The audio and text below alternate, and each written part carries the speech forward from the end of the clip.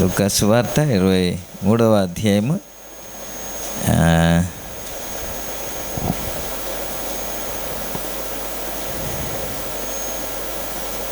25లో అప్పగించేశారు అని ఉంటా, 26 వారిని తీసుకుని వెళ్ళిపోయారని చూస్తాం. మనము 27 వచనం చూసుకొని ధ్యానం చేసుకుందాం. గొప్ప జనసమూహమును ఆయన గూర్చి రొమ్ము కొట్టుకొనుచు దుఃఖించుచున్న చాలామంది స్త్రీలను ఆయనను వెంబడించిరి. ప్రభు ఈ మాటలు ఆశీర్వదించునుగాక.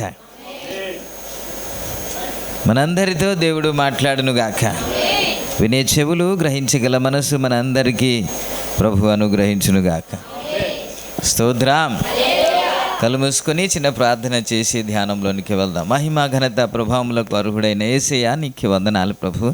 మరొక దినాన మాకు అనుగ్రహించే ఈ విధంగా మేమందరం కూడి నిన్ను స్తుతించడానికి, నేను మహిమపరచడానికి, నీ అమూల్యమైన మాటలు మేము వినడానికి, ఆత్మీయ జీవితాన్ని ప్రభువా మేము బలపరుచుకోవడానికి మాకు ఇచ్చిన ఈ మంచి సమయాన్ని బట్టి నీకు వందనాలు. కూడి వచ్చిన ప్రతి ఒక్క బిడ్డను బట్టి, ప్రతి ఒక్క కుటుంబాన్ని బట్టి స్తుతిస్తున్నాను ప్రభు. ఇంకా రావాల్సిన ప్రతి ఒక్క బిడ్డను మీరు నడిపించండి, సకాలంలో క్షేమంగా నడిపించండి తండ్రి. ప్రతి ఒక్కరిని ఆశీర్వాదకరంగా మార్చమని నీ పరిశుద్ధాత్మ సహాయంను కోరుకుంటూ యేసు నామములో అడుగుచున్నాము తండ్రి. ఆమెన్, ఆమెన్, హల్లెలూయా. 27వ వచనం నుండి 32వ వచనం వరకు కొన్ని మాటలు మనం ఈ 3 దినాల్లో ధ్యానం చేసుకుందాం. ఒక్కొక్క వచనంలో మనం ఒక్కొక్క మాట ధ్యానం చేసుకుని వెళ్దాం. పరిశుద్ధాత్మ దేవుడు ఎలా నడిపిస్తే కొంత నేను అలా వెళ్ళడానికి ఇష్టపడుతున్నాను. గొప్ప జనసమూహమును ఆయనను గూర్చి రొమ్ము కొట్టుకొనుచు దుఃఖించుచున్న చాలామంది, ఎవరు? చాలామంది. నేను ఈ ముక్క ఒకటే చెప్పాలని ఆశపడుతున్నాను. ఏమిటి అని అంటే, నేను నీతోనే ఉంటాను అని వాగ్దానం చేసిన వారు స్త్రీలు కాదు. స్త్రీలేనా? చావైనా సిద్ధమే, నీతోనే ఉంటాం అన్నవారు ఎవరు? శిశువులే. యోహాను సువార్త 11వ అధ్యాయంలో కదా తోమా ఏమంటాడంటే, పదండి ఆయనతో పాటు మనము కూడా చనిపోదాము అన్నమాట. 16వ వచనం 11వ అధ్యాయం.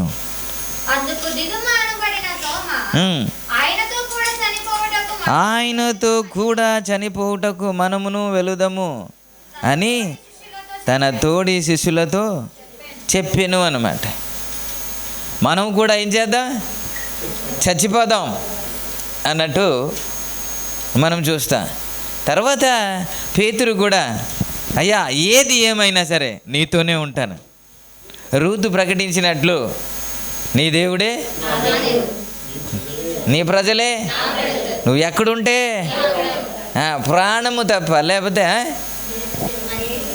ఏమీ నిన్ను నన్ను వేరు చేయకూడదు అని ప్రమాణము చేసినట్లు పేతురు ఏమన్నాడంటే, అయ్యా నువ్వు ఎక్కడ చేస్తే నీతోనే అయ్యా, ఇంకా ఎక్కడికి వెళ్ళే ప్రసక్తి లేదు, చావైనా రేవైనా నీతోనే ఉంటాను అని వాగ్దానం చేసిన వారు ఎవరైనా ఉన్నారంటే శిష్యులు మాత్రమే. స్తోత్రం కదా. దీని గురించి మీకు వేరేగా మీకు జ్ఞాపకం చేసిన ఏంటంటే, యేసయ్యను పట్టుకొని వెళ్ళినప్పుడు అంతటా అందరూ అతనిని విడిచి వెళ్ళిపోయారు అన్నమాట కదా, ధ్యానం చేశా. ఆయన వదిలేసి వెళ్ళిపోయారు అన్నమాట. ఇక్కడైతే వాగ్దానం చేసిన వారు ఎవరు? శిష్యులు. వాగ్దానం చేసిన వారు ఎవరు? పురుషులు. వెంబడిస్తున్నవారు ఎవరు? వెంబడిస్తున్నవారు స్త్రీలు. ఆ సన్నివేశం అంతా నిన్న కొంచెం మీకు చూపించాను. అక్కడ కరెక్ట్గా తీశారు. ఏమిటి అంటే, ఒక వ్యక్తిని, ఒక మంచి వ్యక్తిని చంపడానికి తీసుకెళ్ళినప్పుడు తనను ప్రేమించిన జనసమూహము ఎలా ప్రవర్తిస్తారో, ఎలా అడ్డగిస్తారో, లేకపోతే ఆ పోలీసు వారు ఎలాగా వారిని త్రోస్తూ ఉంటారు, ఇవన్నీ సన్నివేశాలన్నీ చూపించారు. ప్రభునామానికే మహిమ కలుగునుగా. ఎవరిని పడితే వాడిని ఈ మామూలుగా నడుచుకుని వెళ్తూ ఉంటే కురణీయుడైన సీమోన్ని, రే నువ్వు రారా, నువ్వు కూడా మోయిరా అన్నట్టు, ఒకవేళ నేను మోస్తే నన్ను కూడా సిలువ వేస్తారేమో అని, దీనికి నేను నిరపరాధిని, నేను మాత్రం మోయను అని అంటే, నువ్వు మోయడం మాత్రమే చేయరా బాబు, నీకేమి చేయమంటే అప్పుడు మోసినట్లు. ఇలా చాలామంది ఏడుస్తున్నట్టు పిక్చర్లో చూపించారు. ఇక్కడ కూడా వ్రాయబడింది అనేక జనసమూహము అని. ఏంటి జనసమూహం అంటే ఎంతమంది? చాలామంది కదా, వందల కొద్ది సమూహం. అంటే స్త్రీలు వచ్చారంట. అక్కడ పురుషులు ఏరి అని అంటే పురుషులు ఉన్నారా? లేరు, కనిపించరా. నిజానికి చెప్పాలంటే ధైర్యవంతులు ఎవరు చెప్పండి? మరి సీరియస్గా ఉంటారేటండి? ఎవరెవరు? స్త్రీలా?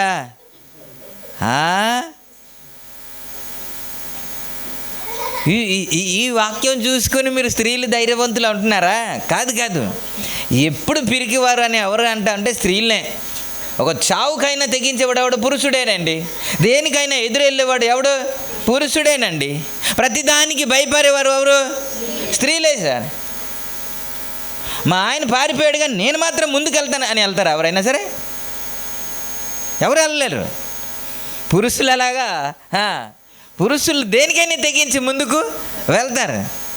స్త్రీలు భయపడతారండి అని అంటాం కదా. పురుషులైతే కొద్ది ధైర్యంగా, మనం రక్తం చూస్తేనే ఏమవుతాం కదా, రక్తం చూస్తేనే కళ్ళు తిరిగి పడిపోయే రకం కదండి మనము, కాదంటారా?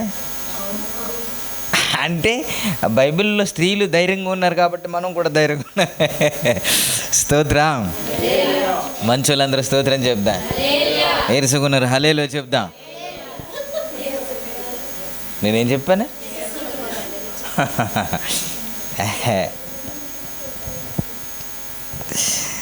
స్తోత్రం. ఎక్కడున్నావు?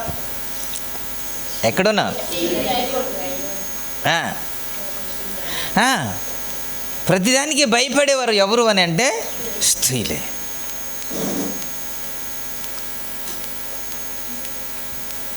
ఆ పరిస్థితి, సిచ్యువేషన్ మంచిది కాదు కదా, అది బాగలేదు కదా. ఎవరినైతే ప్రేమిస్తున్నారో, ఎవరినైతే ప్రభు అని అంటున్నారో, ఎవరైతే దేవుడు అని భావిస్తూ ఉన్నారో ఆ వ్యక్తినే పట్టుకొని, వారు వెంట వెళుతున్న ప్రజలు కదా, ఆయన ఏం చెబితే అదే చేస్తున్న ప్రజలు కదా. గురువుగారినే చంపడానికి తీసుకెళ్ళేటప్పుడు శిష్యుని ఇంకేం చేస్తారు చెప్పండి సార్? గురువుగారు ఇప్పుడు మనల్ని తీసుకెళ్తే గురువుగారు వచ్చి విడిపిస్తారు కదా. గురువుగారినే తీసుకెళ్ళిపోతా ఉంటే మనం ఇంకెంత. అందుకే కదండి వీళ్ళందరూ పారిపోయారు. రే నువ్వు కూడా ఉన్నట్టు ఉన్నావు, నీ ఫేస్ అలా కనబడుతుంది, నీ మాటలు కూడా అలా అబ్బే అన్నాడు కదా. అంటే ఆ పరిస్థితిని బట్టి అలా మాట్లాడాల్సి వచ్చింది. ఆ పరిస్థితి అలా డిమాండ్ చేసిందేమో, అలా భయంకరంగా ఉందేమో, భయంకరంగా ఉందేమో, అందుకే భయపడుతూ అప్పుడు కూడా ధైర్యంగా మాట్లాడలేకపోయాడు పురుషుడు. కానీ అది దాటిన అప్పటికే ఇంకా శిక్ష అమలు చేయలేదు. అప్పటికే చిన్న చిన్న దెబ్బలు కొడుతున్న సందర్భాలు మనం ధ్యానం చేశాం. అయితే ఎప్పుడైతే శిక్ష అమలు వచ్చిందో, ఇప్పుడు సిలువ మోస్తూ వెళుతున్న సందర్భాలు రక్తసిక్తం అయిపోయింది, రక్తము కారుతూ ఉంది, జనసమూహము ఉన్నారు, పెద్దలు, యాజకులు, ధర్మశాస్త్రులు వెంట వెళుతున్నారు. ఇంకా సిలువేయండి, ఇంకా సిలువేయండి కేకలు వేస్తున్నారు. వీళ్ళేమో కర్కశంగా మూర్ఖుల్లాగా, జంతువులాగా ప్రవర్తిస్తున్నారు రోమన్ సైనికులు. ఇలాంటి సందర్భంలో దగ్గరికి వెళ్ళి వెంబడిస్తున్నారు వారు ఎవరు అని అంటే, మీకే పొగుడుతున్నానండి, పొగుడుతున్నా చిరునవ్వు లేదంటే యేసు రక్తమే జై. కొంతమంది దాక్కుని ఉన్నారు, ఇదంతా ఖాళీగా ఉండి ఎవడికి.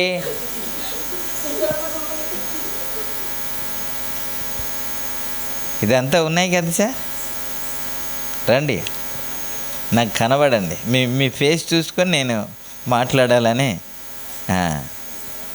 మీరంటే నాకు చాలా ఇష్టం, అందుకే మిమ్మల్ని చూసి మాట్లాడదామని. ప్రభునామానికే మహిమ కలుగునుగా. ఇప్పుడు నేను ఏమీ చెప్పాలనుకున్నానంటే, ఎవరు రావాలి అని వెంబడించాలని వాగ్దానం చేశారు వాళ్ళైతే రాలేదు. ఎవరైతే వాగ్దానమే చేయలేదు వారు వెంబడిస్తున్నారు. కదా.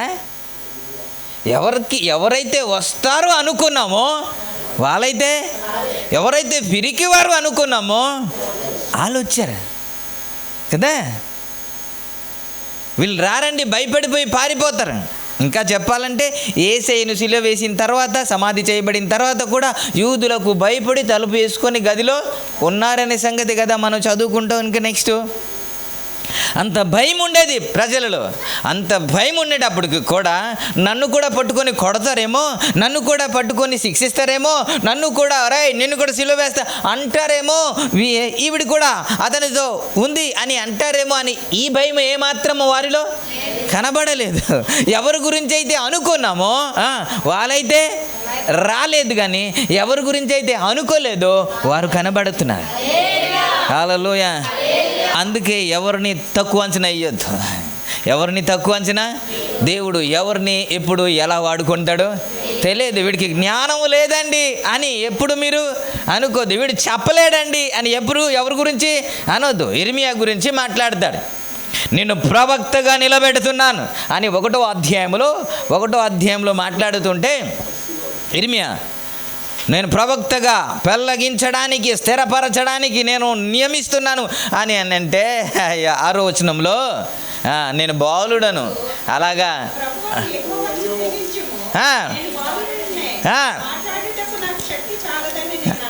ఓకే. అప్పుడు దేవుడు మాట్లాడు, బాలుడను అని అనొద్దు, నేను పిల్లవాడిని అని అనొద్దు, నాకు జ్ఞానం లేదని అనొద్దు. దేవుడు ఎవరినైనా వాడుకుంటాడు. Praise the lord.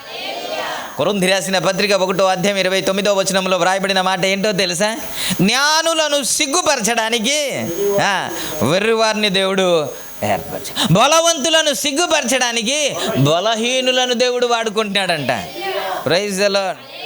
స్త్రీలు బలహీనులే అనుకుంటాం, పిరికివారే అనుకుంటా, వీరు ఏం చేయలేరు అనుకుంటా, వీరే చేయగలరు అని ఒక్కొక్క సందర్భంలో ఒక్కొక్కరి గురించి మనం అనుకుంటాం, ఆలోచిస్తాం.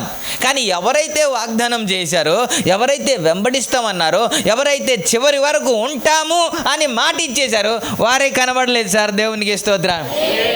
హల్లెలూయా, హల్లెలూయా. కానీ ఎవరైతే వాగ్దానమే చేయలేదు, ఎవరైతే ఫిరికివారు అనుకుంటున్నామో వారే ధైర్యముగా ప్రభువుని వెంబడిస్తున్నారు. ఏమో పరిస్థితిని బట్టి ఎలా తయారయ్యారంటే, నా యేసయ్యనే చంపుతూ ఉంటే, నా యేసయ్యనే హింసిస్తూ ఉంటే మేము చచ్చిపోయినా పర్వాలేదని తెగించి ముందుకు వచ్చేసారేమో. యేసు రక్తమే జై. హల్లెలూయా. బైబిల్లో వ్రాయబడలేదు కానీ కురేనీయుడైన సీమోన్ని నువ్వు రారా అని ఒక సైనికుడు పిలవగానే అక్కడున్న స్త్రీలు, పిక్చర్లో అక్కడున్న స్త్రీలు, అయ్యా వెళ్ళయ్యా, సహాయం చేయయ్యా, ఇల్లు, అతడు నీతిమంతుడు, అతడు నిరపరాధి, ఏ తప్పిదము చెయ్యలేదు అని స్త్రీలే త్రోస్తున్నట్టు మనం చూస్తాం కదా. ప్రభునామానికే మహిమ కలుగునుగా. హల్లెలూయా. ఆ పరిస్థితిని చూసి కూడా ఏ శిష్యుడు ముందుకు వచ్చినట్లు కనబడలేదు. యోహాను ఒక్కడే చివరి వరకు ఉన్నాడు అని బైబిల్ చెప్తుంది. ఈరోజు నేను చెప్పాలనుకున్న మాట ఒకటే. మనం ఒకటి అనుకుంటాం, ఇలా జరుగుతుంది, కానీ దేవుని ఉద్దేశం వేరు, ఆయన తలంపు వేరు, ఆయన ఆలోచన వేరు. మన ఆలోచన కంటే ఆయన ఆలోచన, ఆకాశము కంటే భూమి ఎంత వ్యత్యాసం ఉందో అంత వ్యత్యాసం మీ ఆలోచనకు, మీ ఉద్దేశానికి అని మాట్లాడతాడు కదా. కాబట్టి నీవు ఆలోచించినట్లు, నేను ఆలోచించినట్టు దేవుడు కార్యము చేయడు. ఆయన స్టైల్లో చేస్తాడు. దేవునికి ఇస్తాడు. ఆయన ఆలోచన ప్రకారంగానే చేస్తాడు. ఆయన ఉద్దేశం ప్రకారంగా చేస్తాడు. మనం ఎక్కువగా ఆశీర్వాదం గురించి వాడుకున్న పదం మీకు చెప్పనా? ఎఫెసీయులకు రాసిన పత్రిక 3వ అధ్యాయము 19:20-21లో ఏమని ఉంటుందంటే, అడుగు వాటికంటే, ఊహించే వాటికంటే అత్యధికముగా చేయగలిగిన దేవునికి అన్నమాట మనం చదువుతాం. ఇది ఆశీర్వాదం గురించే మాట్లాడతాం కదండి. ఆశీర్వాదం గురించే అంటే అడుగుతాం, ఒకటి ఊహిస్తాం, ఇంకొకటి ఊహించము. ఎందుకంటే అది జరగదు అనుకుంటాం కాబట్టి దాని గురించి ఊహలోనే వెళ్ళాం. కానీ ఊహించే వాటి కంటే కదా. మీరు ఆశీర్వాదం గురించి మాట్లాడితే నేను ఇలా మాట్లాడతాను. ఈ సందర్భాన్ని బట్టి ఒక చిన్న మాట గుర్తు చేస్తాను. ప్రభునామానికే మహిమ కలుగును గాక. స్తోత్రం. యోసేపు గురించి మన అందరికీ తెలుసు కదా. తెలుసండి? తెలుసా లేదా? ఆదికాండం ఎక్కడుంది? ఆదికాండం 32లో యోసేపు గురించి ఎవరు చెప్పారు? మమ్మీరమ్మ 32లో ఉందండి. యోసేపు గురించి ఉందా? 37లో ఉంది. 37లో ఉంది. వీరు 12 మంది సహోదరులు అని, ఒక సహోదరి అని కదా. వారి కుటుంబం గురించి మనం చూస్తాం. ఇతడు కనిష్ఠుడు అని మనం ఈయన గురించి ధ్యానం చేస్తాం. ఇతన్ని తన తండ్రి ఎక్కువగా ప్రేమించేవాడంట. ఏం చేసేవాడు? చదివేశాం కదండి, ఇంకా చూడాలా? గుమ్మములారా మీ తలలు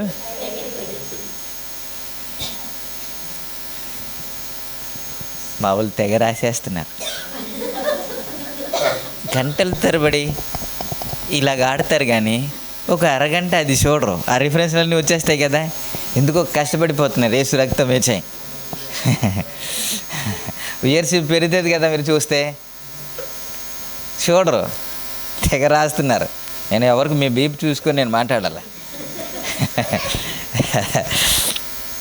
ఇక్కడ మీరు 4వ వచనంలో చూస్తే, 4వ వచనము చివరి లైన్లో పగపట్టిరి అనే మాట ఉంటుంది. ఓకే, మీరు అదే మరలా చూస్తుండండి. అందుకే వచనం పగపట్టిరి అని ఉంటుంది. 5వ వచనం చివరి లైన్లో మరి పగపట్టిరి అని ఉంటుంది. ఉందా? 8వ వచనము చివరి లైన్లో మరింత పగపట్టిరి అని ఉంటుంది. ఉందా? 11వ వచనంలో అతని సహోదరులు అతని యందు అసూయపడిరి అని ఉంటుంది. ఉందా? అది ఎవరి గురించి సార్? ఇది ఎవరిది? అన్నలండి. అన్నలు. ఇలా ఇలా ఇలా మాట్లాడుతుంటే మీకు అర్థమవుతుందని నాకు. ఎవరు?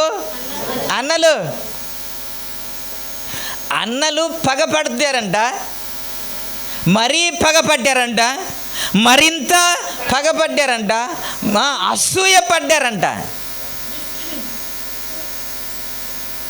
ఎందుకు అంటే తండ్రి ఎక్కువగా ప్రేమిస్తున్నాడని.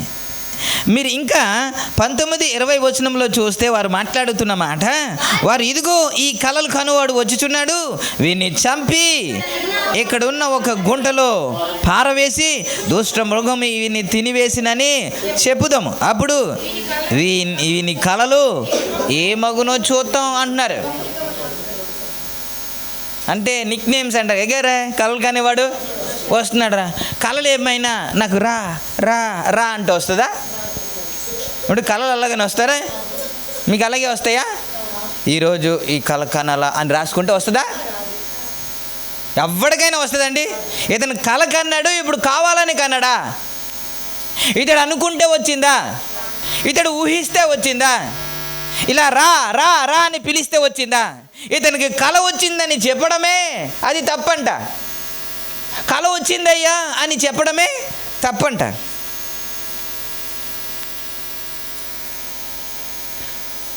ఇప్పుడు ఎవరైతే ప్రేమించాలా వారు ద్వేషిస్తున్నారు.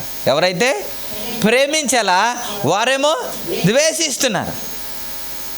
ఎవరైతే ఆదరించాలా వారే తృణీకరిస్తున్నారు.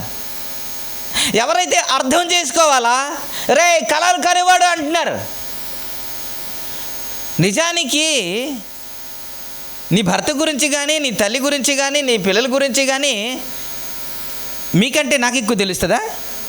మీరు ఇట్టే చెప్పేయగలను, మా ఆయన అది తిండండి, మా ఆయన ఎక్కువ నీ తిండండి కదా అంటారా? మీకు అనుభవం ఉంది, వారితో కలిసి జీవిస్తున్నారు కాబట్టి టేస్ట్ ఏంటో, వారి ఉద్దేశం ఏంటో, వారి ఆలోచన ఏంటో, మీ పిల్లడు ఎలా ఉంటాడు, వాడు ఏం తింటాడు, తింటాడా లేదా, ఇవన్నీ ఎవరికి తెలుస్తుంది? ఎవరికి సార్? తర్వాత ఇంటికి వెళ్ళిన తర్వాత చూసుకోండి, ఇక్కడెందుకు? అవునవును అన్నట్టు యేసు రక్తమే చేయి. మంచి వాళ్ళందరూ స్తోత్రం చెప్దా. మంచి మనుషులు అందరూ స్తోత్రం చెప్దా. అరే మంచోళ్ళన్నా స్తోత్రం చెప్పట్లేదంటే మీకు ఏం చెప్పాలో నాకు అర్థం కావట్లేదు. యేసు రక్తమే జై. హల్లెలూయా. ఈ మాట ఎందుకు చెబుతున్నానంటే యోసేపు గురించి తమ్ముడికే అన్నలకే తెలియాలి కదా. మీరు ఇంకా చూస్తారా, మీ 39కి వెళ్ళిపోతే 3వ మాటలో అక్కడ ఓకే మీరు అలా చూడండి. అక్కడ 3వ మాటలో ఎవరు మాట్లాడుతున్నారంటే అక్కడ ఎవరైతే కొనుక్కున్నాడు ఐగుప్తీయుడు పొతిఫరు అన్యుడు, ఇప్పుడు ఏమని మాట్లాడుతున్నాడంటే యెహోవా అతనికి తోడై ఉన్నాడని, అతని చేతి పనులు సఫలము చేయుచున్నాడని అతనికి అర్థమైపోయిందంట. యేసు రక్తమే జై. ఎవడికి? ఒక అన్యుడికి అర్థమైపోయింది యోసేపు ఏంటో, యోసేపు ప్రవర్తన ఏంటో ఒక అన్యుడికి తెలిసిపోయిందంట. కానీ చిన్నప్పటి నుంచి రక్తం పంచుకొని పుట్టిన ఈ సహోదరుడికి మాత్రం అర్థం కాలేదు.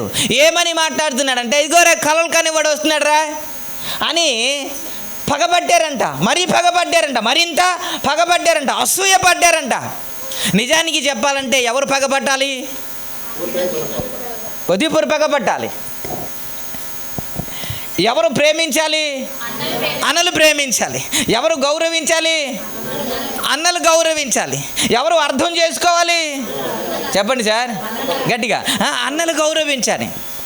కానీ ఇప్పుడు ఎవరు అర్థం చేసుకుంటున్నాడు? పొతిఫరు అర్థం చేసుకుంటున్నాడు. అతడు మంచోడని మీరు చూసుకుంటే 5వ వచనంలో తన ఇంటి మీద విచారణకర్తగా నియమించాడంట.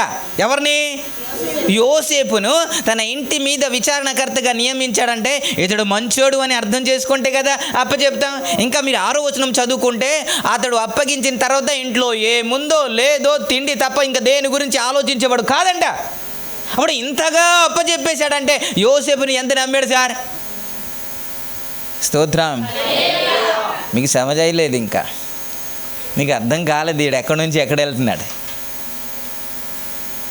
నిజానికి యోసేపు ఆలోచిస్తూ దేని గురించి ఆలోచించాలి? నా అన్నలు నన్ను ప్రేమిస్తారని ఆలోచించాలి. ఎప్పుడైనా ఊహించుకుంటాడు పొతిఫరు ప్రేమిస్తాడని, పొతిఫరు నాకు గౌరవిస్తాడని, నాకు అప్పగిస్తాడని, నన్ను ఘనపరుస్తాడని, నన్ను అర్థం చేసుకుంటాడని ఎప్పుడు ఊహించి ఉండడు కదా. అమ్మబడిన వ్యక్తి, బానిసగా ఉన్న వ్యక్తి అక్కడ గౌరవం పొందుతాను, ఆ సందర్భం వేరు. మీరు పక్కన పెట్టండి, దేవుడే కార్యం చేస్తున్నాడు. కానీ ఇక్కడైతే గౌరవం లేదు. మరి ఎక్కడుంది? స్తోత్రం. అసలు ఇక్కడే ఉండాలి. ఎక్కడ ఉండాలి? ఇంట్లో ఉండాలి. కానీ ఇక్కడ లేదు. ఇక్కడ లేకపోయినా బాధపడద్దు. ఇక్కడ ఏదైతే లేదో ఇంకో దగ్గర ఉంటుంది. స్తోత్రం. మీరు చాలామంది బాధపడిపోతున్నారు ఏంటంటే నా అన్నలే నాకు అర్థం చేసుకోవట్లేదని, మా వాళ్ళే నాకు అర్థం చేసుకోవట్లేదండి అనుకుంటారు. యోసేపు అనుకున్నాడేమో నా సహోదరులు నన్ను అర్థం చేసుకుంటారు, నన్ను గౌరవిస్తారు, నన్ను ప్రేమిస్తారు, నన్ను ఆదరిస్తారేమో అని అనుకుంటే ఎవరి గురించి అయితే అనుకున్నాడో వారేమో రివర్స్ అనుకుంటున్నారు. ఇవన్నీ ఎక్కడ జరుగుతుంది? స్తోత్రం. హల్లెలూయా. ఏదైతే భావిస్తూ ఉన్నాడో, ఏవైతే ఆలోచిస్తున్నాడో ఇక్కడ ఉండాలని, ఇక్కడ లేనిది దేవుడు ఎక్కడ చేయిస్తున్నాడు? ఇప్పుడు చెరసాలకి వెళ్ళిపోయాడండి. చెరసాలకి వెళ్ళిపోయిన తర్వాత చెరసాల అధికారి అని అంట 21లో అధికారి ఏం చేశాడు? చాలా చెవి ఇచ్చేశాడంట. దేవునికి స్తోత్రం కలుగును గాక. అతన్ని పట్టుకొని రాజు ఖైదీ అయితే యెహోవా యోసేపునకు తోడై ఉండి అతని యందు కనికరపడి అతని మీద చెరసాల యొక్క అధిపతిని కటాక్షము కలుగునట్లు చేశాడంట. స్తోత్రం. హల్లెలూయా. హల్లెలూయా. ఇక్కడేమో వాల్యూ లేదు, ఏంటి ఇక్కడేమో గౌరవం లేదు అంటున్నారు కదా. మాకు ఇంట్లో గౌరవమే సరిగ్గా అర్థం చేసుకోవట్లేదండి, అన్యులుగా మాకు చూస్తున్నారు అనుకుంటున్నారా? యేసు రక్తమే చేయి. ఇక్కడ లేకపోవచ్చు. ఒక్కొక్క సందర్భంలో కుటుంబంలో గౌరవం ఉండదు, ఒక్కొక్క సందర్భంలో పిల్లల దగ్గర గౌరవం ఉండదు, ఒక్కొక్క సందర్భంలో భార్య దగ్గర గౌరవం ఉండదు, ఒక్కొక్క సందర్భంలో భర్త దగ్గర గౌరవం ఉండదు. ఇక్కడ లేనిది దేవుడు ఇంకో దగ్గర దేవుడు నిన్ను వాడుకుంటూ ఉంటాడు. బయటికి వెళ్తూ ఉంటే అన్యులు ఎవరైతే గౌరవిస్తారో అనుకోలేమో, ఊహించి కూడా ఉండమో అక్కడ గౌరవం నీకు లభిస్తూ ఉంటుంది. ఎక్కడైతే ఘనత వస్తుందని మనం అనుకోమో అక్కడ ఘనత వస్తూ ఉంటుంది. ఎక్కడైతే వాడబడుతామో అని అస్సలు అనుకోలేమో అక్కడ మనం వాడబడుతూ ఉంటాం. దేవునికి ఇష్టం. హల్లెలూయా. అందుకే అడుగు వాటి కంటే అన్నాం కదా, ఊహించేట. అసలు ఊహించే ఉండడు యోసేపు కదా. యోసేపు ఊహించే ఉండడు, ఊహించే వాటి కంటే దేవుడు కార్యం చేస్తా ఉన్నాడు. Praise the lord. మనుషులు కదండి, అప్పుడప్పుడు బాధ కలుగుతుంది కదా. రక్త మాంసంలో ఉన్న ప్రతి ఒక్కరికి ఎంత నీతిపరుడైనా, ఎంత భక్తిపరుడైనా, ఎంత విశ్వాసం ఉన్నా బాధ కలుగుతుంది కదా. అయ్యా అన్నలే నాకు ఇలా చేశారయ్యా, మా వాళ్ళే నాకు ఇలా చేశారయ్యా, వాళ్ళే ఆదరిస్తారనుకుంటే, వాళ్ళే నన్ను ప్రేమిస్తారనుకుంటే, వారే నన్ను చేరదీస్తారనుకుంటే, వారే నన్ను అమ్మేస్తున్నారు, కొడుతున్నారు, నన్ను నీరు లేని బావిలో వేసేస్తున్నారయ్యా అని ఏడ్చే పరిస్థితి ఉండి ఉండొచ్చు. పరిశుద్ధాత్మ దేవుడు అది అయితే రాయలేదు. అలాంటి పరిస్థితిలో ఏదైతే కోరుతున్నాడో అక్కడ ఐగుప్తు దేశంలో జరుగుతూ ఉంది. Praise the lord. తన సొంత కుటుంబంలో అయితే జరగట్లేదు, కానీ ఒక అన్యుని కుటుంబంలో అది దేవుడు చేస్తున్నాడు. ఇదంతా చేయిస్తుంది ఎవరు? దేవుడే. ఇక్కడ సొంత బంధువుల దగ్గర ఏమో ఏమీ లేదు, ఏది అనుకున్నాడో అది ఏమీ లేదు. ఇక్కడ అన్యుల దగ్గర మాత్రము ఏం జరుగుతుంది? ఏదైతే అనుకోలేదు, ఇక్కడ జరగాలనుకున్నాడో దేవుడు అక్కడ జరిగిస్తాడు. ప్రభునామానికి మహిమ కలుగు. కానీ బహుశా వీళ్ళే వచ్చేస్తారేమో, శిష్యులే వచ్చేస్తారేమో, చివరి వరకు ఉంటారేమో అనుకుంటే ఆ శిష్యులే కనబడకుండా పోయారండి. ఇప్పుడు ఎవరు వచ్చారు? స్త్రీల గురించి ఊహించలేదు కదా, వస్తారు అనుకోలేదు కదా. ఎవరి గురించి అయితే అనుకోలేదు, యేసు రక్తమే చేయి. Praise the lord. అందుకే చెప్తున్నాను, దేవుడు ఎవరి ద్వారా ఏం కార్యం చేస్తాడో తెలియదు. అనేక సందర్భంలో మీరు చూస్తారా, అయ్యా మా వాళ్ళే నాకు కష్టంలో ఆదుకుంటారేమో అనుకుంటాం, ఫినాన్షియల్ ప్రాబ్లంలో ఆదుకుంటారేమో అని అనుకుంటాం. ఎవరైతే ఆదుకుంటారని మనం అనుకుంటామో వారు ఆదుకోరు. ఎవరి గురించి అయితే అనుకోమో అన్యులు మనల్ని ఆ పరిస్థితి నుంచి ఒడ్డెక్కించే కార్యాలు మనం చూస్తూ ఉంటాం. దేవునికి స్తోత్రం. హల్లెలూయా. ఇప్పుడు మొదటి రాజుల గ్రంథము 17వ అధ్యాయంలో ఏలియా ప్రత్యక్షమవుతాడు కదా. అక్కడ 2వ వచనం నుండి మనం చూసుకుంటే, రాజుతో మాట్లాడిన తర్వాత నీవు ఇక్కడ నుండి వెళ్ళి కేరుతు వాగు దగ్గరికి వెళ్ళి అక్కడ దాగుండు, ఆ నీళ్ళు తాగుతూ నీకు రొట్టె మాంసం పంపిస్తాను, ఆ రొట్టె మాంసం తినుచు అక్కడే ఉండు అని 2, 3, 4 వచనంలో మనం చూస్తాం. ఉందా? చదవండి ఒకసారి పోనీ.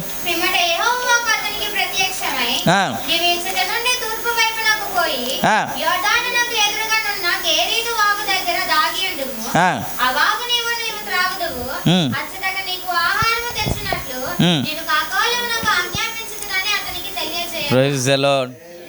హల్లెలూయా. నిజానికి కాకి ఆహారం తెస్తుందని ఎవడైనా అనుకుంటాడా? మీరు ఊహిస్తారు సార్. అందుకే ఊహించలేని కార్యం దేవుడు చేస్తాడు కదా. నువ్వు ఊహించే ఉండవు ఇలా జరుగుతుందని, ఇలా కార్యము దేవుడు చేస్తాడని అసలు ఊహించనే ఉండవు. అలాంటి కార్యముని దేవుడు నీ పట్ల చేస్తాడు. నిజాన్ని చెప్పాలంటే మనుషులు సాయం చేయాలి. మనుషులు అని ఎవరితో మాట్లాడినా, ఇప్పుడు అక్కడ ఓబద్య అని ఒక ఆయన ఉన్నాడు, 50 మందిని 100 మందిని గోలో దాచి ఆహారం పెడుతున్నాడు కదా. అతనితోనే దేవుడు మాట్లాడితే ఏలియాని పోషిస్తాడు కదా. కానీ అలా చేయలేదు. ఎలా చేస్తున్నాడు? ఏదైతే పీక్కు తింటాయో, ఏదైతే ఉన్నది లాగేసి వెళ్ళిపోతే, ఇది పిస్నారది అంటా కదా మీరు, అతడు పిస్నారుడు అంటాడు కదా, ఆడి ద్వారా పోషిస్తాడు, అతని ద్వారా దేవుడు కార్యం చేస్తాడు. ఇతడు మాకు చాలా అడ్డుగా ఉన్నాడండి అనుకుంటారు కదా, అతని ద్వారా పరిచర్య జరిగిస్తాడు.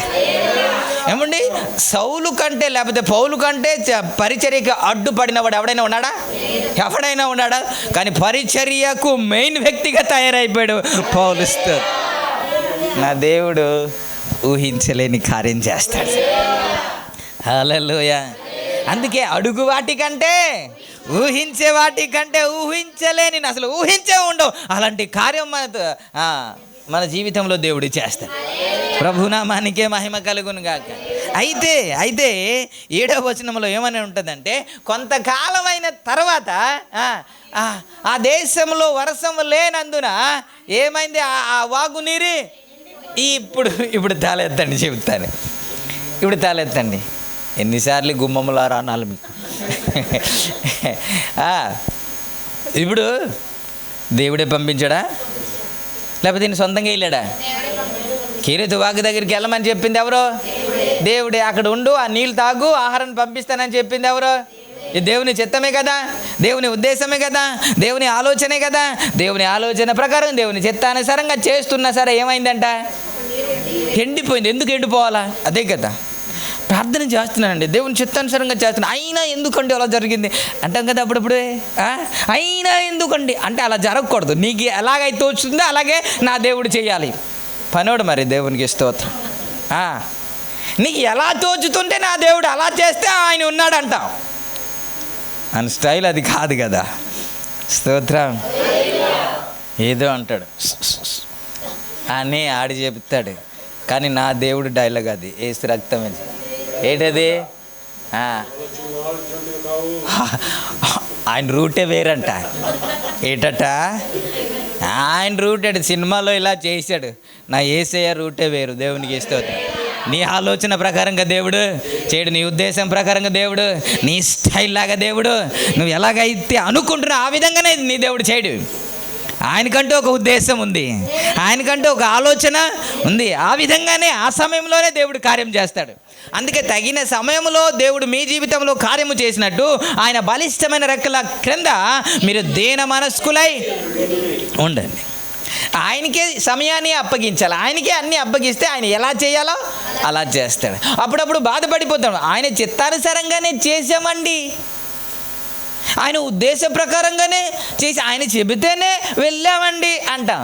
కానీ ఎందుకు సార్ వచ్చేసిందని తెగ బాధపడిపోతాం. మరి ఏలియా జీవితంలో రాలేదా? మరి ఏలియాకి దేవుడే పంపించాడు కదా, ఏలియాకి దేవుడే పంపించాడు కదా, అయినా ఏమైంది? ఎండిపోయిందంట. మరి ఎక్కడి నుంచి ఎక్కడికి వెళ్ళాం అంటున్నారా? ఇప్పుడు 8:9 ఏమంటుంది తెలుసా? అక్కడ ఎండిపోయింది కానీ ఇంకో దగ్గర మార్గం తెరిచాడు. దేవునికి స్తోత్రం. మీరు చదవండి ఇప్పుడు 8:9లో. అంతటా యెహోవా వాక్కు అతనికి ప్రత్యక్షం ఇలాగూ సెలవిచ్చెను, నీవు సీదోను పట్టణ సంబంధమైన సారేపాతు అని ఊరికి పోయి అచ్చట ఉండుము, నిన్ను పోషించుటకు యేసు రక్తమే జై. గట్టిగా స్తోత్రం చెప్తా. హల్లెలూయా. వాగు ఎండిపోవచ్చు కానీ ఇంకో దగ్గర మార్గం తెరిచాడు. ఇక్కడ ఆగిపోవచ్చు కానీ ఇంకో దగ్గర మార్గము తెరిచాడు. బహుశా ఏలియా అనుకున్నాడు ఇదే శాశ్వత, ఇంకా ఏ ఢోకా లేదు, ఇదే తాగుతుంటాను, ఇదే కాకులు తీసుకొని వస్తాడు. టపామని ఆగిపోయినందుకు అందులోనే కలిగి ఉండొచ్చు. కానీ దేవునికి స్తోత్రం. ఊహకు మించిన కార్యము దేవుడు చేస్తాడు కదా. ఇక్కడ ఆగిపోయినప్పటికీ కూడా ఎక్కడ తెరిచాడు?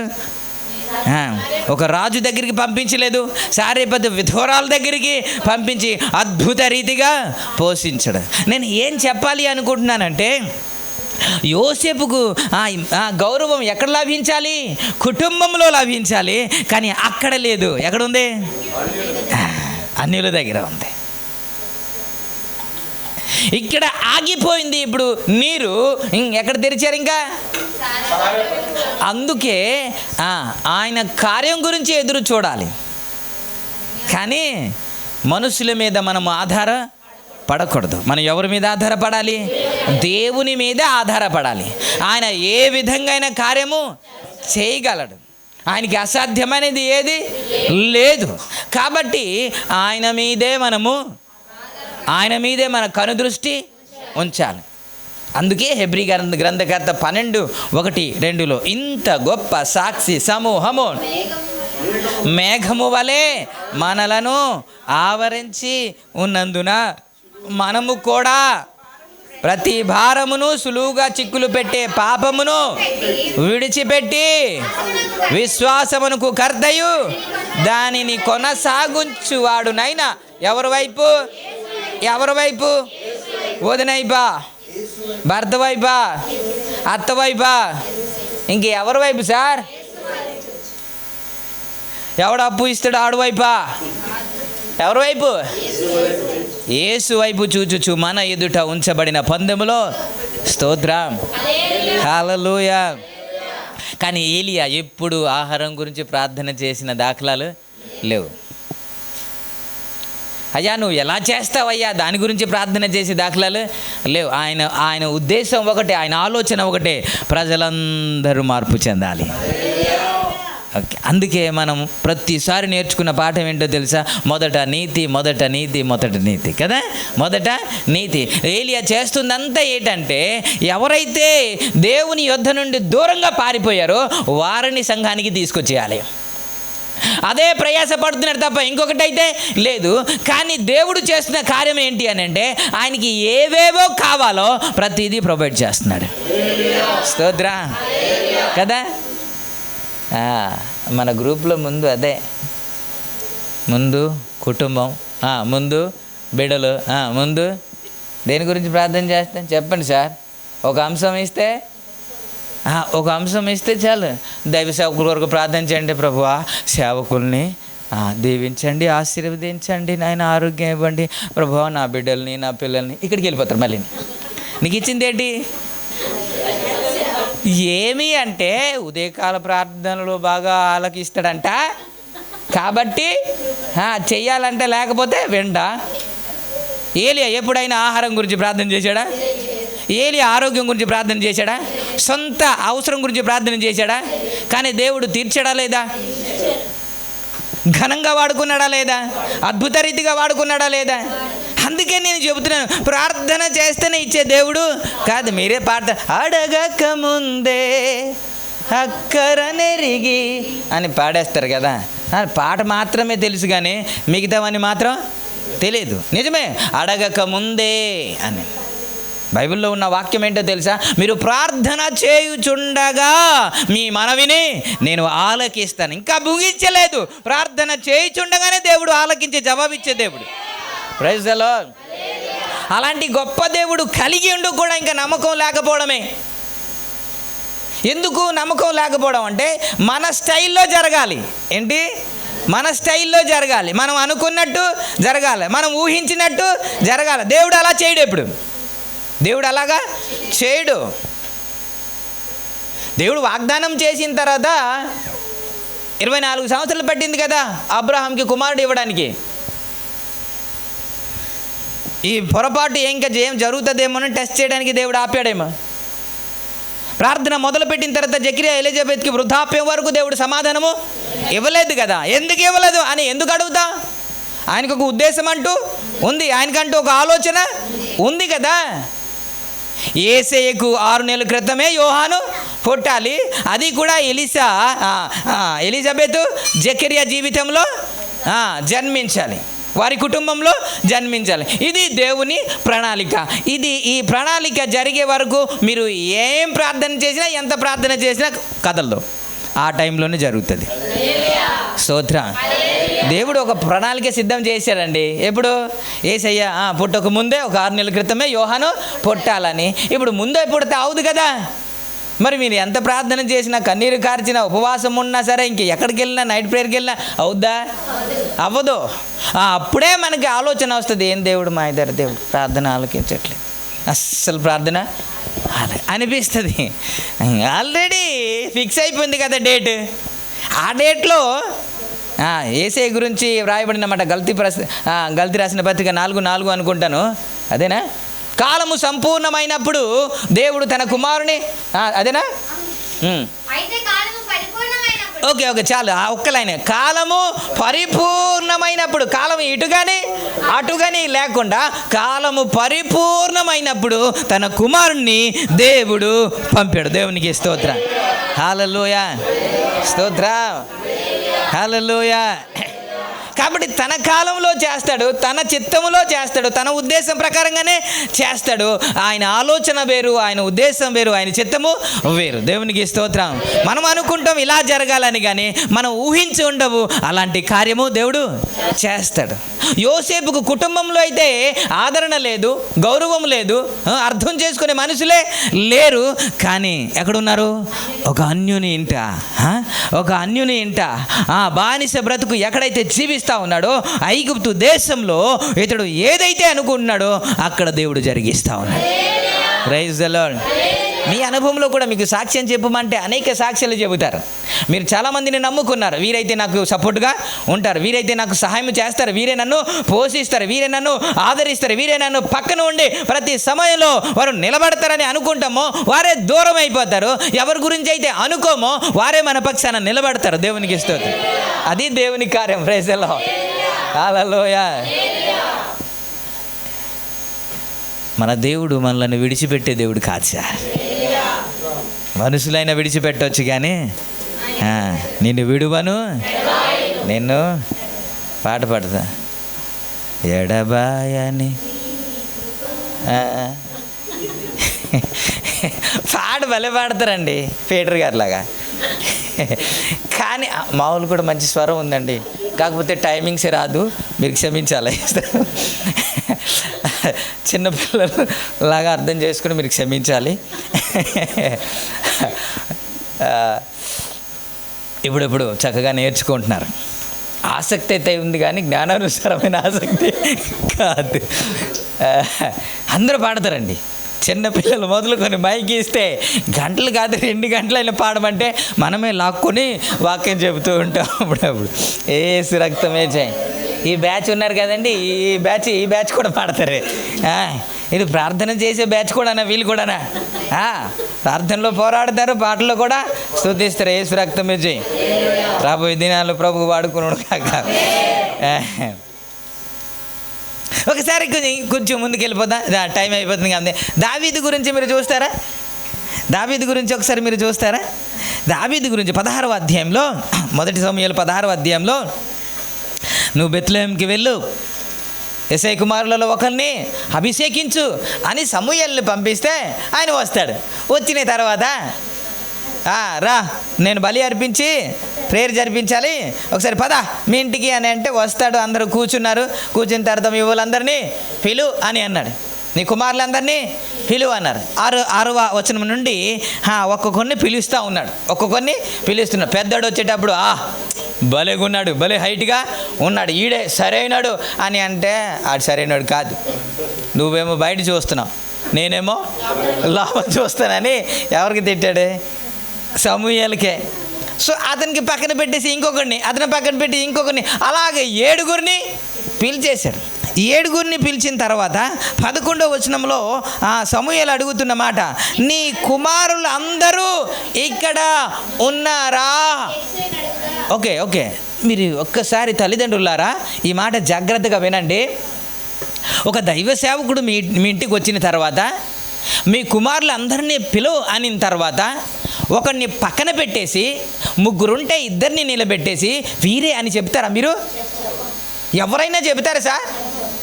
అరే పాస్టర్ గారు వచ్చారో పిలుస్తున్నారు అని ఎక్కడ ఆడుతున్నా సరే పరిగెత్తుకొని బయటికి వెళ్ళి వారందరినీ కొద్దిగా తుడిసేసి కాలు కడిగేసి తీసుకొచ్చి నిలబెడతారు కదా.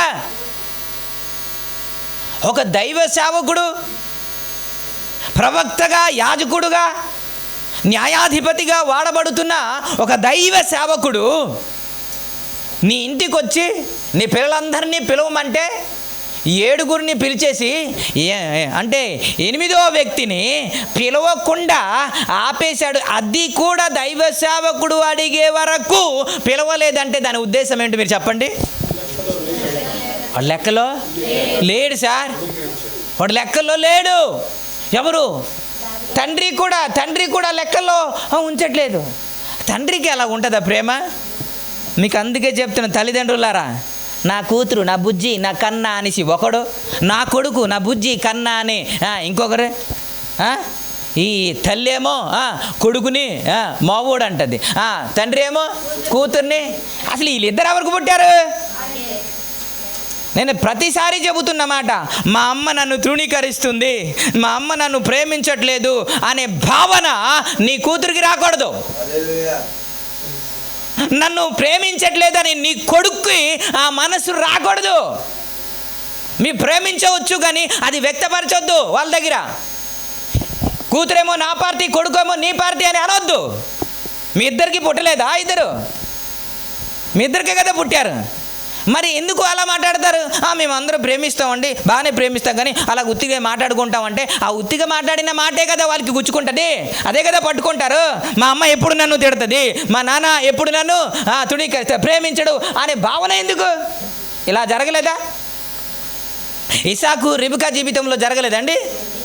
రిబికా ఏమో యాకోబుని ప్రేమిస్తుంది, ఇసాకు ఏమో ఏసావుని ప్రేమిస్తున్నాడు. ఏమైంది చివరికి? ఇద్దరు ఇంకా కొట్టుకునే వరకు వచ్చారు.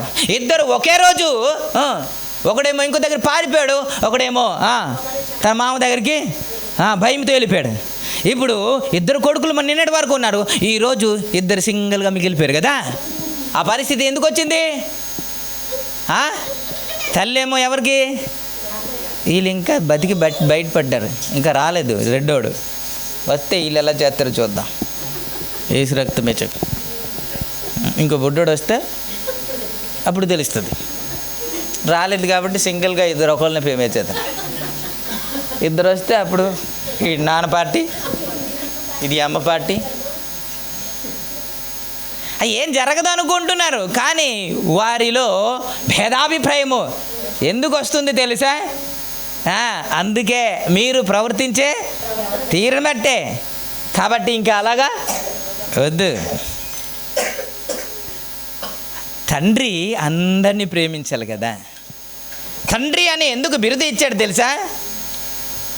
అక్కడ ఒక తండ్రి ఉన్నాడు కాబట్టి. ఈ తండ్రి గురించి అర్థం చేసుకుంటే ఆ తండ్రి అర్థమవుతాడు. ఈ తండ్రి చెడ్డవాడు అని మైండ్లోకి వస్తే ఆ తండ్రి కూడా చెడ్డవాడుగానే అర్థమవుతాడు. ఆ తండ్రి మంచివాడు అని తను అర్థం చేసుకోవాలంటే ఈ తండ్రి ఆ తండ్రికి తగ్గట్టు బ్రతకాలి. యేసు ప్రభువారు మేము ఎలా ప్రార్థన చేయాలంటే ఆయన నేర్పించిన ప్రార్థన ఏంటి? పరలోకమందున్న మా తండ్రి అని. అప్పుడు చిన్నోడు అనుకుందాం, రోజు తాగేసి వచ్చి కొడుతున్నాడు అనుకుందాం తల్లిని. ఇప్పుడు ఈ మాటలు ఈ ప్రార్థన నేర్పించగానే ఏమనిపిస్తుంది? ఓహో, మా నాన్న మా తండ్రి ఎలాగున్నాడో ఆ తండ్రి కూడా అలాగ ఉంటాడేమో అనిపించదా? మనం ప్రేమగా జీవిస్తే ఆయన ప్రేమామయుడు అని తెలుస్తుంది కదా. మనము ప్రేమిస్తేనే మనము సేవిస్తున్న దేవుడు ఎలాంటి వాడో తెలుసుకుంటారు. మరి పరిశుద్ధంగా జీవిస్తే వారి దేవుడు పరిశుద్ధుడు అని తెలుస్తుంది కదా. మన బ్రతుకుతున్న విధానాన్ని బట్టే దేవునికి మహిమ వస్తుంది. నిన్ను బట్టే కదా నా నామాన్ని దూషింపబడుతుంది అని దేవుడు అన్నాడు. కాబట్టి ఆయన ఇమేజ్ మనలో ఉంది, ఆయన పేరు మనము పెట్టబడ్డాం. అందుకే నా పేరు పెట్టబడిన నా జనులు తమ్ము తాము తగ్గించుకొని అన్నమాట. దేవునికి స్తోత్రం. ఇప్పుడు మనకు బిరుదు ఏంటంటే ఆయన పేరు మనకు ఉంది. హల్లెలూయా. యేసు ప్రభు వారు ఒక దినాన మా తండ్రిని కనపరచు అనేసి యోహాను సువార్త 14వ అధ్యాయంలో శిష్యులు అంటే ఏమంటాడే, నన్ను చూస్తే కదమ్మా, నన్ను చూస్తే. అప్పుడు మనమేమి చెప్పాలి అని అంటే, మనల్ని చూస్తే ఆ తండ్రిని ప్రజలు అర్థం చేసుకోవాలి. అలా మనం బ్రతకాలి. దేవునికి స్తోత్రం. ఏ తండ్రి వేరువేరుగా ఏ కుమారుని ప్రేమించడు, అందరినీ ఒకే రీతిగా ప్రేమిస్తాడు. కానీ యేసే మాత్రం ఏమైందో తెలియదు కానీ 7గురినేమో ఒకలా ప్రేమిస్తున్నాడు, 8వ వ్యక్తి మాత్రము పట్టించు. అయితే అన్నమాట మీరు చూస్తారా? అయితే అన్నమాట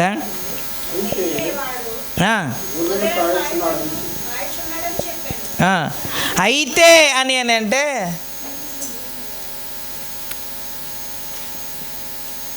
ఇంకొకడు ఉన్నాడు కానీ అండి కదా. అంటే ఇంకా మీరు చూస్తారా? ప్రభునామానికే మహిమ కలుగునుగాక. స్తోత్రం. ఇప్పుడు యుద్ధం జరుగుతూ ఉంది. ఉద్యమం జరుగుతూ ఉంటే 40 రోజుల వరకు జయము జయము జయము జయం అని అరుస్తూ వెళ్తున్నారు కదండి. అలాంటి సందర్భంలో తండ్రి ఎస్ఐ పిలిచాడంటే, రే మీ అన్నలు యుద్ధంలో ఉన్నారు కదా, సరేరా ఇది క్యారెట్ తీసుకెళ్ళి జిన్ను ఉండలో ఏదో పట్టుకొని వెళ్ళరా, తీసుకెళ్ళి ఎలాగున్నారు, క్షేమంగా ఉన్నారా లేదో చూసుకొనిరా అని పంపిస్తే ఇతడు వచ్చాడు. ఇతడు వచ్చి చూశాడు. వచ్చేటప్పటికి ఏం చేస్తున్నారంటే జయము జయం జయం అని వెళ్ళడం, మళ్ళీ వెనక్కి రావడం. ఇదే యుద్ధం. యుద్ధం అంటే ఇదే. క్యారేజ్ ఏమో తెచ్చిందేమో తినేయడం, లేగడం, జయం జయం అనడం, మళ్ళీ వచ్చేయడం. ఇదే యుద్ధం. 40 రోజుల వరకు యేసు రక్తమే జై. సో వచ్చాడు ఇతను వచ్చేటప్పటికి ఒకడు వచ్చాడు, ఎత్తరని వాడు. ఆ గొలియాతు వచ్చి తిడుతున్నాడు, రేయ్ మీలో ఒక్కడుంటే రండ్రా, ఇంకా చెప్పాలంటే నీలో మగాడుంటే రండ్రా అంటున్నాడు. అనగానే ఇతనికి ఎక్కడ లేని పౌరుషం వచ్చింది, ఎక్కడ లేని రోషం వచ్చింది. వీళ్ళందరికీ ఏమీ లేదు. మీరు చూస్తారా 28వ వచనంలో, సరే ఆ 28 చదవక ముందు ఇలా మాట్లాడుతుంటే ఇలా మాట్లాడుతుంటే ప్రజల దగ్గరికి వెళ్ళి, రే ఏంటి అంట, అసలు వీడిని చంపితే ఏమి ఇస్తారంట, ఈడేంటి మళ్ళీ తిట్టడం ఏంటి, ఈడేంటి మళ్ళీ విమర్శించడం ఏంటి, శపించడం ఏంటి, వీడిని చంపేసి ఇజ్రాయెల్ మీద ఉన్న నిందను తొలగిస్తే అసలు ఏంటి ఇస్తారో చెప్పండి అని ప్రజలకి వెళ్ళి అడుగుతుంటే ఈ మాట ఎవరికి వినబడిందంట, దావీదుకి కాదు వాళ్ళ అన్నకి కూడా వినబడితే 28 వచ్చిన ఇప్పుడు చదువుతాడా. అతడు వారితో మాట్లాడినది అతను పెద్దన్న ఎలియాబునకు వినబడగా, ఎలియాబు దావీదు మీద కోపం వచ్చి అతనితో, నువ్వెక్కడికి ఎందుకు వచ్చావు,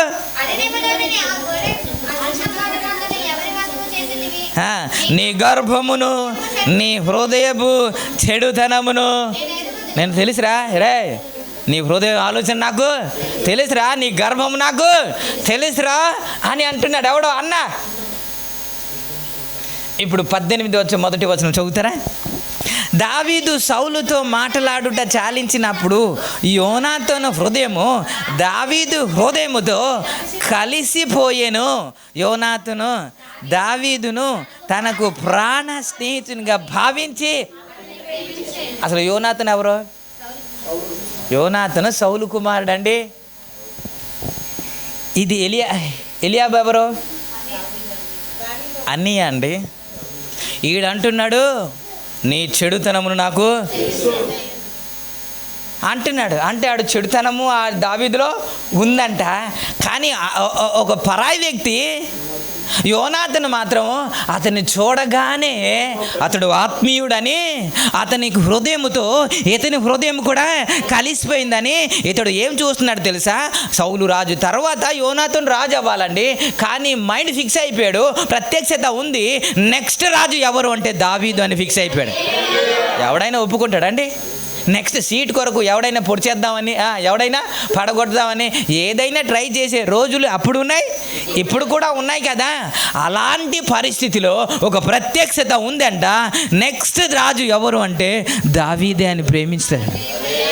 హల్లెలూయా. ఇలా ఎవరు అర్థం చేసుకోవాలి? అన్నలు అర్థం చేసుకోవాలండి. ఎవరు ప్రేమించాలి? అన్నలు ప్రేమించాలండి.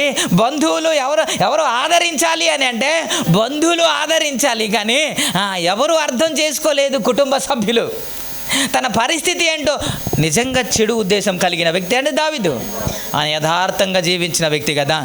అతడు బైబిల్లో వ్రాయబడింది బెత్షెబతో తప్ప ఇంకే ఏ పాపము చెయ్యలేదు అని. తర్వాత ఆ జనాభా లెక్కించడానికి అపవాది ప్రేరేపించాడు. ఆ 2 విషయంలో తప్ప ఇంకా ఏ విషయంలో దావీదు పొరపాటు చేయలేదు. కానీ అన్నకి ఏమర్థమైంది అదే చెబుతున్నాను, కుటుంబ సభ్యులకి అర్థం కాలేదు సార్. దేవునికి స్తోత్రం. అని యథార్థంగా జీవిస్తుంటే, నమ్మకంగా జీవిస్తుంటే, దేవుని హృదయానుసారుడని పిలువబడుతుంటే వీడంటాడు నీ చెడుతనం నాకు తెలుసురా అని అంటాడు. ఇక్కడ అర్థం చేసుకోవాలి కానీ అర్థం చేసుకోలేదు. అందుకే మా ఆయన ఇంకా నాకు అర్థం చేసుకోలేదు అని ఏడ్చేవారు చాలామంది ఉంటారు. అర్థం చేసుకోకపోవచ్చు. దేవునికి స్తోత్రం. అర్థం చేసే వాళ్ళు ఒకరు ఉంటారు. ఇక్కడ ప్రేమించకపోవచ్చు నీకు, కానీ నేను ప్రేమించేవారు ఉంటారు. ఇక్కడ ఆదరించకపోవచ్చు, కానీ ఆదరించేవాడు. అందుకే ఒకళ్ళు దావీదు ఊహించుంటే ఏముంటే, నా ఇంట్లోనే నాకు ఆదరణ దొరుకుతుంది, నా అన్నలతోనే నాకు గౌరవము దక్కుతుంది, వారే నన్ను అర్థం చేసుకుంటారు అని అనుకుని ఉండొచ్చు. కానీ ఇక్కడ లేనిది ఎక్కడుంది? యోనాతాను. Praise the Lord. Hallelujah, hallelujah. చివరి వరకు అండగా ఉన్నది ఎవరు అంటే యోనాతాను ఒకడే. ఏమో వ్రాయలేదు కానీ చెంప మీద కొట్టాడేమో, ఎందుకు ఇక్కడికి వచ్చావు అని కొట్టాడేమో, అది వ్రాయబడలేదు. కానీ ఇక్కడ కొడతా ఉంటే తన ఆయుధమంతా ఇచ్చేసి నువ్వు నాకు ఉపకారం చెయ్యాలి అని ప్రమాణం చేయించుకుంటున్నాడండి యోనాతాను. ఇక్కడ అర్థం చేసుకోలేదు కుటుంబ సభ్యులు, కానీ అక్కడ అర్థం చేసుకున్నాడు. దావీదు ఊహించే ఉండడు కదా, అసలు ఇలా జరుగుతుందని ఊహించనే ఉండడు. కానీ ఊహించే వాటి కంటే అత్యధికంగా కార్యం చేసే దేవుడు. Praise the lord. అందుకే మనం మనుషుల మీద ఆధారపడకూడదు, దేవుని మీదే. అందుకే మనము 109వ అధ్యాయము, అదేనా 118 8, 9 అనుకుంటాను. మనుషులు నమ్ముకొనుట కంటే యెహోవాను ఆశ్రయించుట. 118, 8. ఎవరిని? సెంటర్ వాక్యం అన్నాడు. బైబిల్లో ఉన్న సెంటర్ పదం ఏది అని అంటే అదే, మీరు మనుషులు నమ్మడం కంటే యెహోవాను నమ్ముకోవడం. Praise the lord. కార్యం ఆలస్యం జరుగుతుందా? ఇంట్లో ప్రేమ లేదా? ఇంట్లో ఆదరణ లేదా? గౌరవం లేదా? పక్కన పెట్టేద్దాం. దేవుడు ఊహించే వాటి కంటే కార్యం చేసే దేవుడు. హల్లెలూయా.